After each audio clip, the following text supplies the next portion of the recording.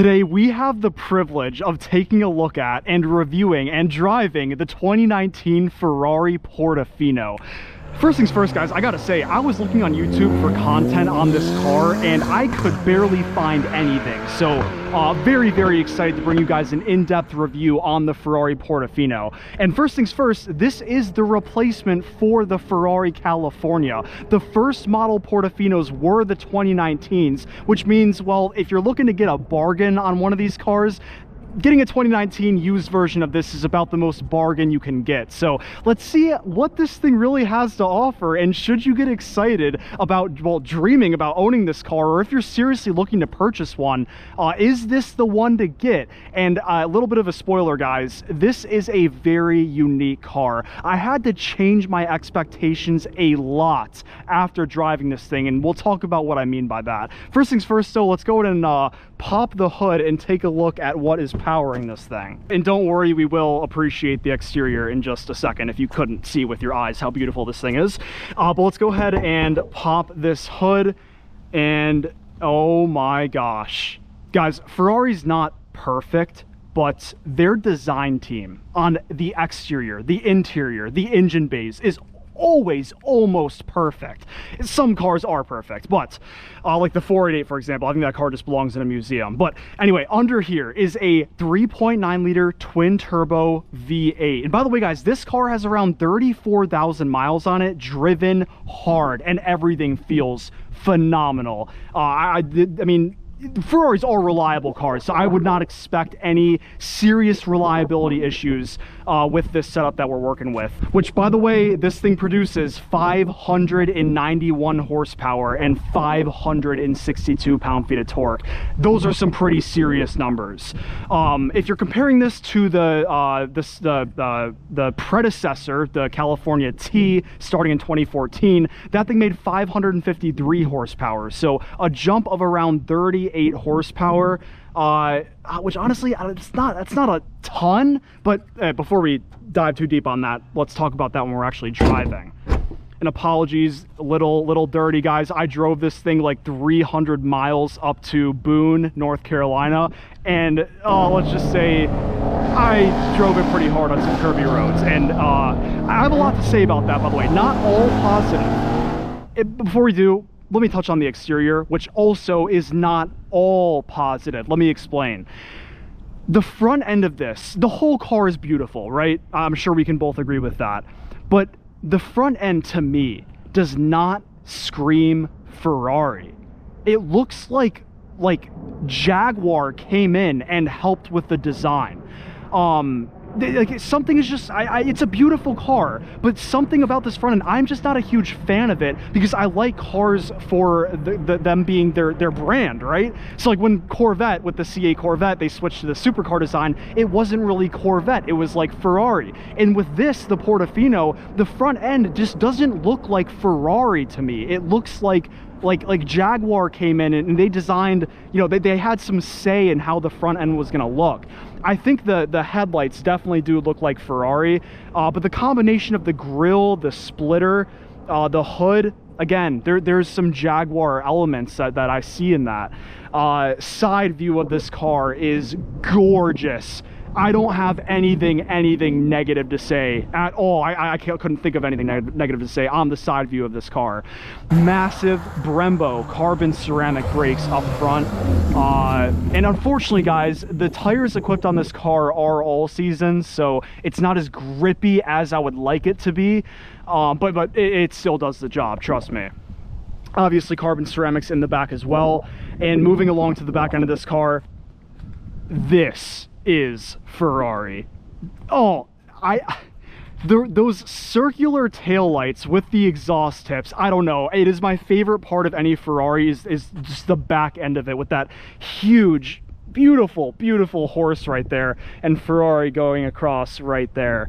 The back end angle of this, it's either the side view or the back end, is the most beautiful in my opinion. Now, I do want to make sure when we go for a drive that wind isn't messing up the audio, so we're going to put the top up. And the way this convertible function works is the coolest up and down function I have ever seen on any car. Let me show you.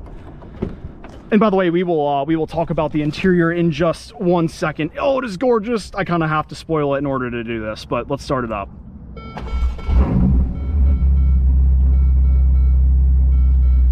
Nice little slot for the key to hold it right there. And the convertible function is right here. So we're gonna push this up and just watch the magic happen.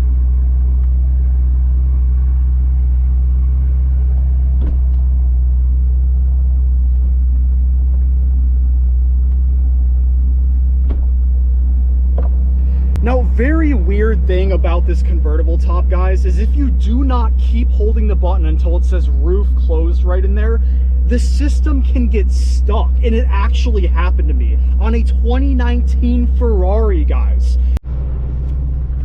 All right, you guys, so like I said, there are some weird functions with driving a car of this caliber. Like, there's no gear lever, right? There's not even a D button. You have reverse, but no drive. Well, same thing for a Huracan, same thing for the Ferrari 488. You press the right paddle shifter, the upshift, and it'll indicate that you are now in drive because it is in first gear. When you go to park the thing, you need to go in neutral and either shut the car off or engage the parking brake. But if you take your foot off the brake pedal and you're on a hill and you hop out of this thing, it's gonna roll away and you're not gonna be having a good time with the repair bill. So you kind of have to, you have to know a little bit about what you're doing when you hop in this car. It's not super complicated. Once you do it a couple of times, it just makes sense and you get used to it. But that's one of the things about, these, what makes a car exotic is it's just like confusing. It's got to be confusing to be exotic for some odd reason. But let's go ahead and start off with a little bit of an acceleration here, or should I say a lot of an acceleration. Ready? 3, 2, 1, go.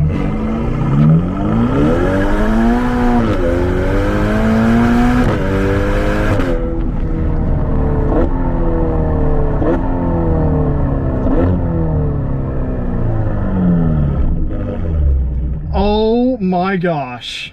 And it even has auto start stop.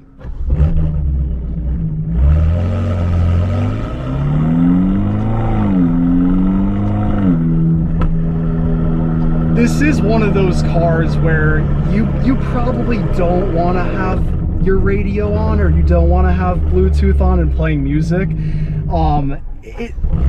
Okay, I will say the auto start stop can get a little bit annoying. It's weird to have that in a Ferrari. But guys, the acceleration in this thing is very, very nice. I have felt faster. I think the Huracan offers a more emotional experience because you have the engine right behind your head. It's a V10, and it does feel a little faster. The Huracan does feel a little bit faster than this, but let me jump to the point I was trying to discuss earlier that I was waiting to talk about, which is where this car stands. Guys, if you are hopping in this car expecting a supercar, you will be disappointed. I really do mean that. The Portofino, and I have not driven to California. I'm going to try to get my hands on one so I can compare the two cars and share my thoughts on the California. But the Portofino is definitely more of a grand tour than it is a supercar. A car like the 458 or the 488 or even the Huracan, you get in the thing, you really feel the road. You feel the sharp steering. There's a spectrum of comfort here and like exotic supercar, like track focus right here. The Portofino is sort of like, not really in the middle, but like right here. You can feel the shift towards luxury. This car, to me, is a great fit for someone who's kind of retired from flooring it everywhere and like going crazy, going on the track. This is for the, I'd say, older gentleman who wants to have a beautiful Sunday cruiser. who maybe wants to put their kids in the back and pick them up from school. That would be a freaking dream to pick my kids up from school in this thing. And be safe. Like, it is not a car that you hop in and expect to like take a corner at 80 miles an hour. And speaking of cornering this thing, I mean, guys, I did that. Just watch how this thing handles the corners. Phenomenal experience. Really amazing. It definitely felt not as confident in the corners as the Marathon. It can still corner. It is still a Ferrari, 100%. But at the same time, it did lack confidence. You can just tell driving this thing that it is for a Sunday back road cruiser. It is for a top-down drive through the mountains. It is not for super sharp turns and corners and trying to get a fast time, whether it's on like a curvy back road or on a track. It's not about getting the best time. It is about having a really good and comfortable experience. But here's the thing. If and when you want to rip on this car, get glued to the back of your seat, it can easily do that.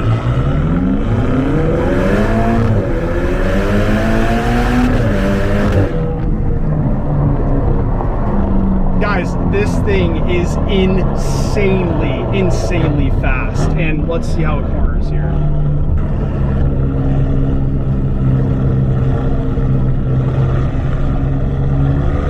Very nice.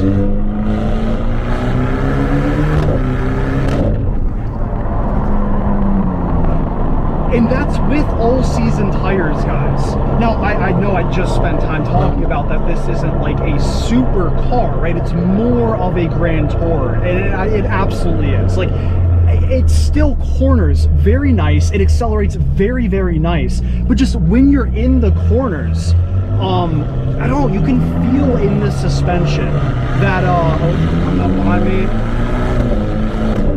Yeah, easily can merge lanes or take a turn if there's a car coming and just get up to speed instantly.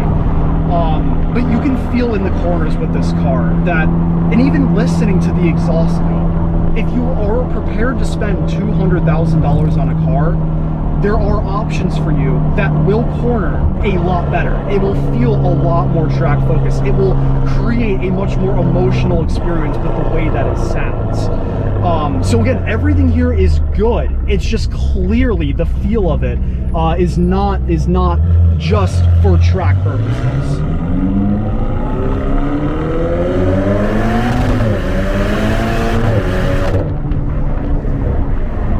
Yeah, this thing is ridiculously fast. Again, 591 horsepower. The car weighs 3,669 pounds, by the way. And when I heard that, I was like, okay, this is starting to make sense. It's a heavier car. I mean, 3,669 pounds, guys. That is about 400 pounds heavier than the Ferrari 488. It's like, just put the numbers together and it's like a no-brainer. This is focused to be a Grand Touring car, not a track car. And again, even the suspension setup, and the car kind of tells you that too. Down here, you have comfort in sport mode. If you jump in a car like the Ferrari 488, comfort is not even an option. And if you do decide to upgrade to the Portofino M, quite a bit more expensive, but that is an option for you if you want a Portofino, but you also want that track-focused experience and track-focused stuff. In the Portofino M, you get a race option for the drive mode settings. You also get an adjustable exhaust. You get some exterior modifications to make it more track-focused. The horsepower gets bumped up to 612, either 612 or 614, right around there. Again, not a substantial bonus. It's like an extra 20, little over 20 horsepower for the M. But all those differences do add up, and it does make it more track focused. By the way, the biggest thing, very interesting with the Portofino M, is the base Portofino has a 7-speed dual clutch automatic transmission. The M has a dual clutch automatic 8-speed. So instead of a 7, you get an 8-speed. That is an interesting difference between the base and the M. Now the next thing I want to touch on, guys, is the exhaust note. You hear it, you know, The one complaint I have is, and it's kind of, well, hold on, let's take another listen.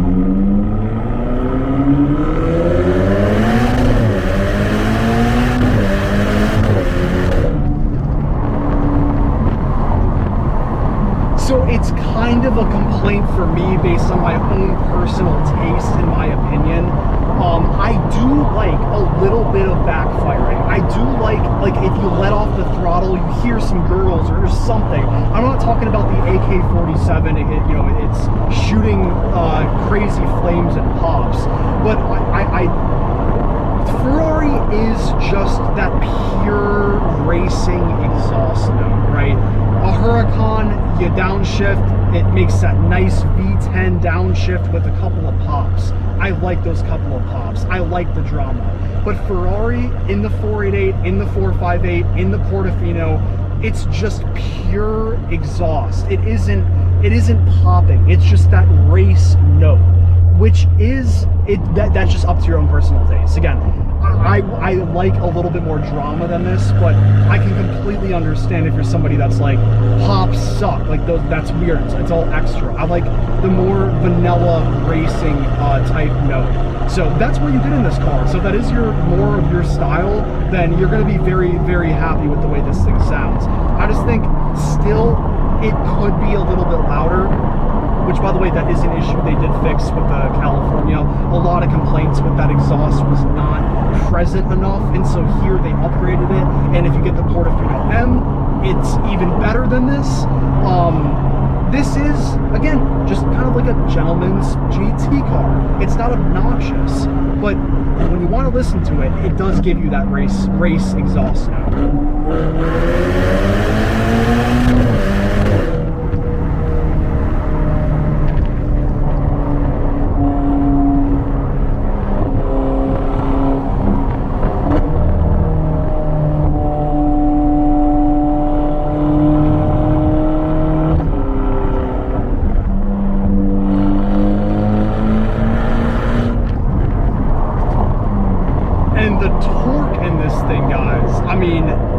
Getting on that gas pedal at 3,000 RPM, it moves fast. So 562 pound-feet of torque with 591 horsepower, you get a very, very nice combination of both horsepower and torque. And there is a cop. Guys, whenever we drive these types of cars, we are guaranteed to see at least one cop in these videos, and it is always at the most convenient time. I really hope it continues to stay that way. Now, to switch things up for a second, on the topic of the adjustable drive modes, guys, going from comfort to sport, the only noticeable difference for me and for the owner of this car is the suspension. I really do immediately feel a softer ride switching it into comfort and a harsher switching it into sport. But steering, exhaust, well, we know the exhaust doesn't change. But steering wise, you know, speed or like responsiveness, I don't see a difference going between sport and comfort. Which is, again, it's upsetting. I want to cover some of the complaints, because then we're talking about a $200,000 car here. You would expect, like, everything you'd expect it to be hard to find complaints, but unfortunately, not so much.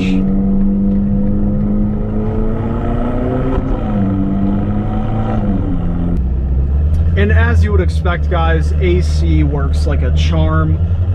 This infotainment screen is a little iffy. I mean, I've been in cheaper cars like a BMW, not that a BMW is cheap, but it's cheaper, that have a more responsive, better feeling infotainment system than this.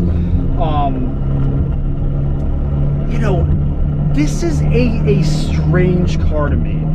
It is like all of the money was put into just making this a phenomenal top-down GT car, but it has some shortfalls in a few areas. But again, the design-wise, not the design. I did, you know, obviously say that the front end looks a little bit like a Jaguar, and so I'm just not a huge fan of it, but that's not to say it isn't absolutely beautiful. Again, both paddle shifters neutral, turn it off, and you can see park is engaged. that means we can hop out and take a look at the masterpiece one last time. Again, guys, beautiful, beautiful. But the front end, to me, just doesn't really say like it's an all-out Ferrari. Let me know in the comments if you agree with that. But appreciate all you for watching. What a car. Let me know if you would buy this. If you own one, please share your feedback in the comments below. And oh guys, this is amazing driving cars like these. Appreciate you guys for watching. I'll see you very, very soon in the next video. Peace out.